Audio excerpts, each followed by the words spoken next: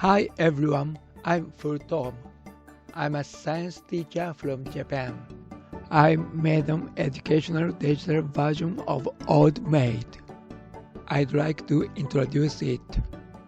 To explain it in detail, I created a video with Notebook LM, and to be honest, its explanation was even better than mine. If you are interested, feel free to check out my website linked in the description. Let's get started. In education, we're always on the lookout for that spark, right? That thing that just makes learning click and become genuinely engaging. Well, today, we're diving into a fascinating story about how a simple children's card game was totally reinvented for today's classroom. So, let's start with a question that every teacher, parent, and student has faced. How do you make memorizing stuff fun? Whether it's vocabulary words, historical dates, scientific facts, how do you turn that grind into a game? I mean, we all know the difference, right? On one hand, you've got rote learning. It's passive, it's repetitive, and let's be honest, it can be pretty boring. But on the other hand, you have game-based learning, which is active, engaging, and actually fun.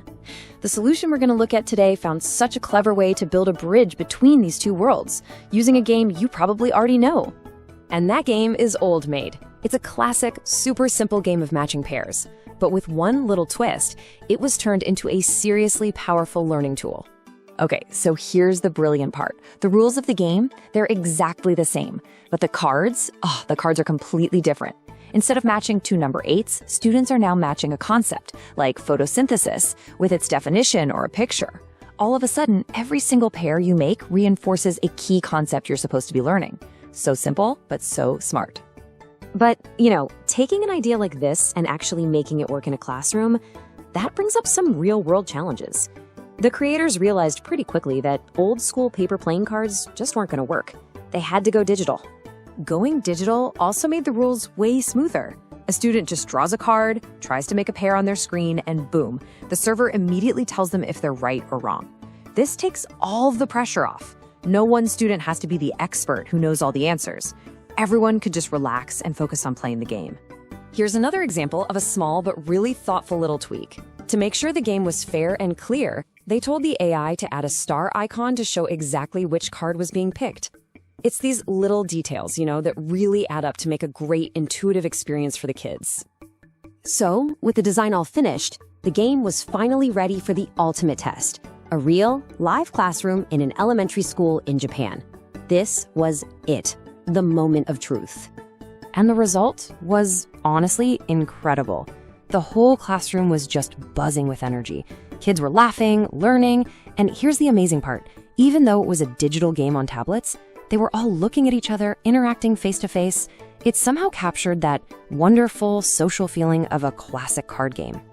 So why did it work so well? Well, first, it just seamlessly blended knowledge and fun. But the secret ingredient was the luck factor from the original game. Because of that element of chance, even students who weren't the top experts on the subject still felt like they had a shot at winning. And that kept absolutely everyone engaged and trying their best. But the true genius of this whole project, it turned out, went way beyond just this one science game. The creators pretty quickly realized they hadn't just built a game. What they had made was basically a universal learning template. The game engine, the interface, all the rules. It was all there. A teacher just needs to swap out the text and images on the cards to create a brand new game for a totally different subject. So for a science class, you could make a game matching elements on the periodic table to their symbols. Or for a history class, you could have students match key events with the year they happened. And for math, it's perfect for pairing equations with their correct answers. The whole framework is so flexible, you could adapt it for just about anything. They even gave the Old Maid card, the Joker, a brilliant makeover.